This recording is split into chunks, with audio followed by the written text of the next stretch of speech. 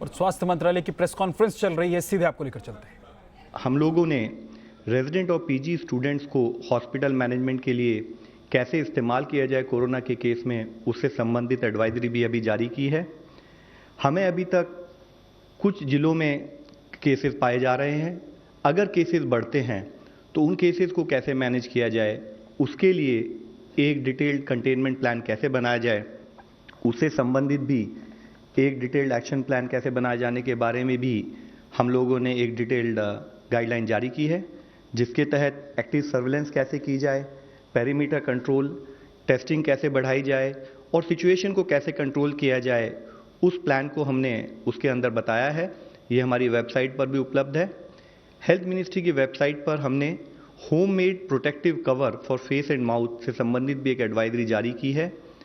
अब तक जैसे आपको बताया जा चुका है, टॉपिक्स जैसे clinical management, ventilator support, infection prevention and control, quarantine management, इससे संबंधित जितनी जानकारियां हैं, टेक्निकल नॉलेज है, उसके लिए हमने 30 के करीब ट्रेनिंग मॉड्यूल बनाए हैं जो हम गाइडेंस के रूप में स्टेट्स को प्रोवाइड करते हैं।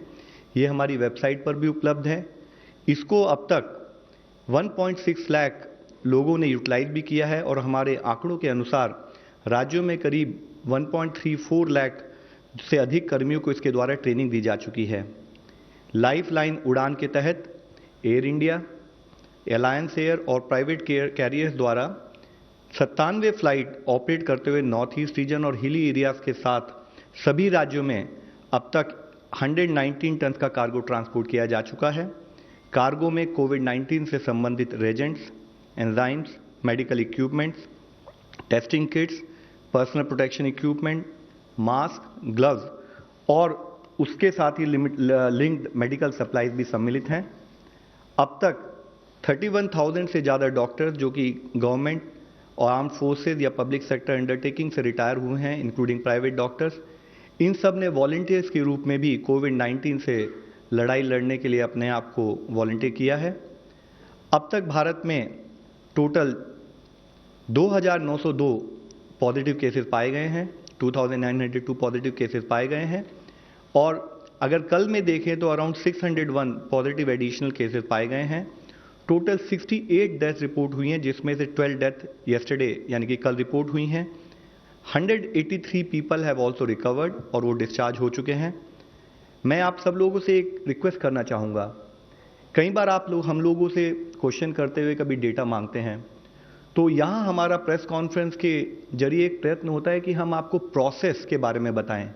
हो सकता है कुछ डेटा हमारे पास उस समय हो और कुछ डेटा उस समय ना हो, तो जनरली हम आपको डेटा प्रोवाइड करते हैं, बट आपसे रिक्वेस्ट है कि इट इज़ इम्पॉर्टेंट कि हम इस फोरम को यूटिलाइज करें कि कैसे, किस प्रोसेस के तहत गवर्नमेंट कोविड से लड़ाई अपनी लड़ रही है। फिर भी मैं कुछ आंकड़े आप सबके सामने आज प्रस्तुत करना चाहूँगा। जैसे कि कल मेरे से पूछा गया था, अगर हम एज प्रोफाइल की एनालिसिस करें जो अब तक पॉजिटिव केसेस हमारे पास आए हैं, तो 9% केस जो हैं 0 से 20 साल की एज ग्रुप में हैं, 42% 9% cases are between 0 to 20 years of age, 42% cases are between 21 to 40 years age, 33% cases are between 41 to 60 years of age, and 17% cases are above 60 years. Okay, let me repeat it. So 9% cases are between 0 to 20 years. 42% cases are between 21 to 40 years. 33% cases are between 41 to 60 years. 17% cases are above 60 years. 17%. And if we see in terms of critical cases which are noted at the field level, this figure may also little bit vary based on the ground situation on a daily basis. But we have got report of around 58 critical cases, और जिसमें से अधिकांश cases Kerala, Madhya Pradesh और दिल्ली जैसे राज्यों में, बाकी और राज्यों में भी क्रिटिकल केसेस हैं।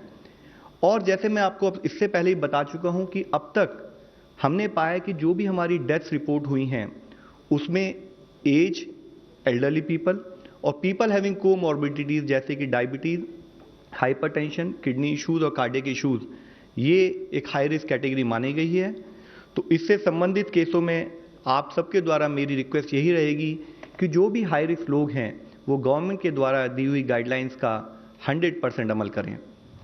WHO की जो रिपोर्ट अगर आप देखें तो अब तक करीब 9,72,000 केसेस ग्लोबली रिपोर्ट हुए हैं और अगर एक ही दिन में देखें तो 75,800 cases plus were reported in one day alone. और इसी तरीके से पूरे वर्ल्ड वाइड अगर जो WHO की रिपोर्ट देखें तो 4,800 plus deaths have been reported in a single day.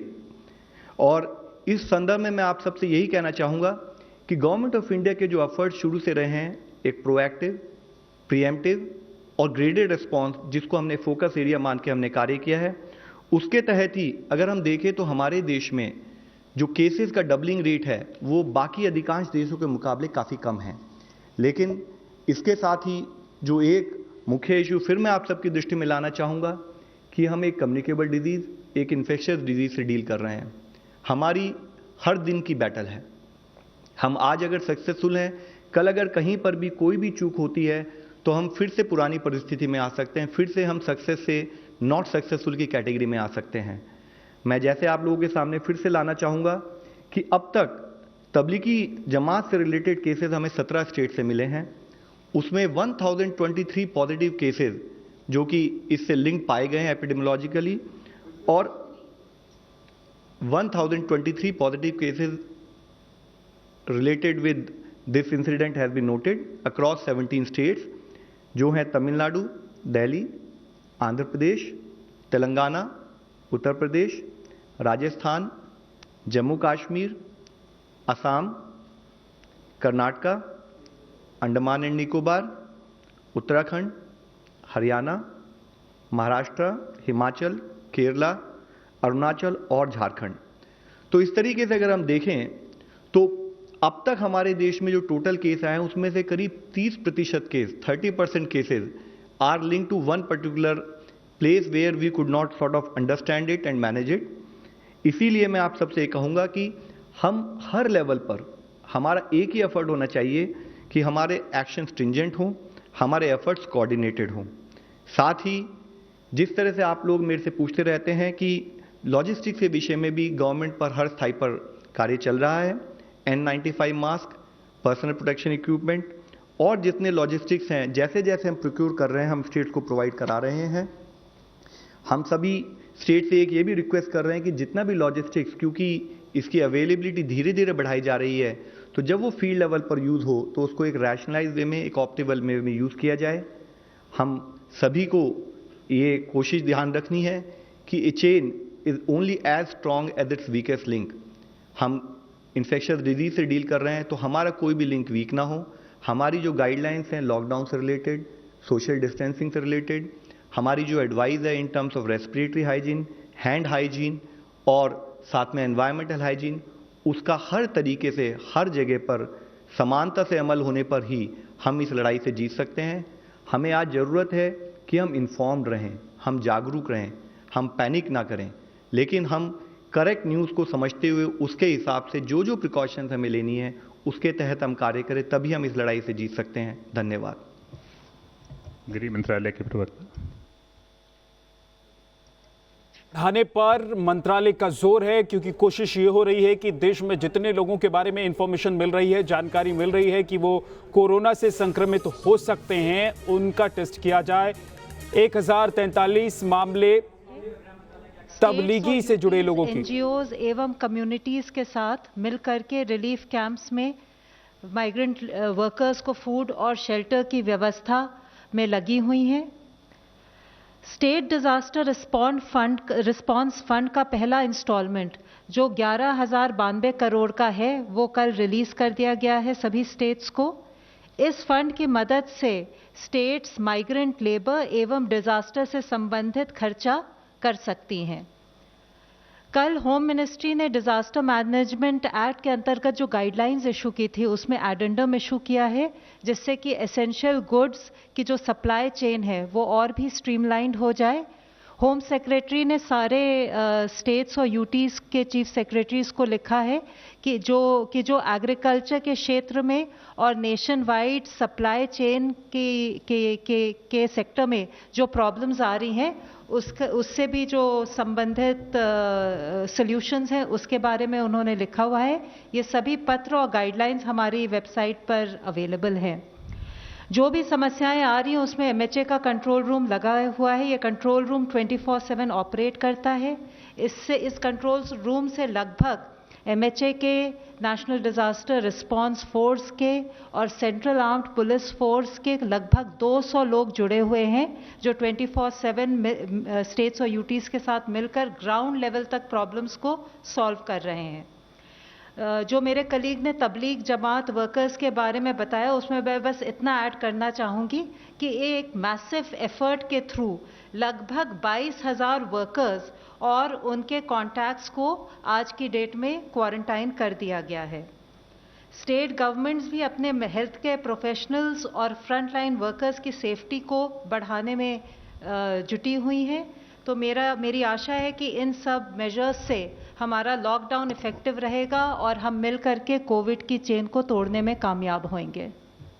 धन्यवाद।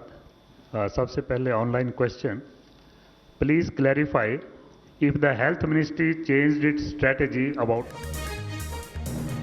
तो गृह मंत्रालय की तरफ से भी बयान जारी कर बताया जा रहा है कि राज्यों को लेकर जो फंड की बात की गई थी उन फंड को अलॉट कर दिया गया है। 11,052 करोड़ रुपए का पैकेज जारी किया गया है और कोरोना के वक्त में ये पैकेज जारी कर राहत देने की कोशिश है।